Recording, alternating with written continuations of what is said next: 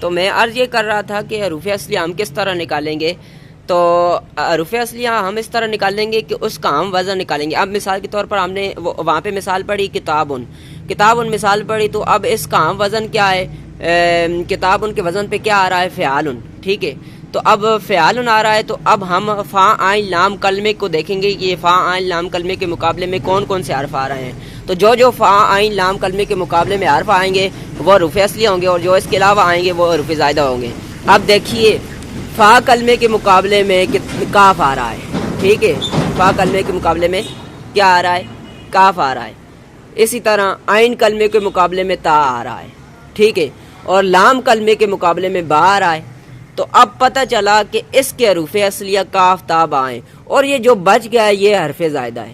کیوں کہ یہ فا عین لام کلمے کے مقابلے میں نہیں آ رہا بلکہ یہ ایک زائدہ حرف ہے. تو اس وجہ سے اس کا جو مادہ ہے, جو اصلی اس کے حروف ہیں وہ کاف تا با ہیں. یعنی کاف تا با کے ذریعے ہمیں اس کا لغت میں معنی ملے گا. جب ہم لغت کھولیں گے, لغت میں دیکھیں گے کاف تا با, تو تبھی ہم اس کا ہمیں معنی ملے گا کہ اس کا معنی کیا ہے. تو اس کے حرف اصلی ہوئے کاف تا با.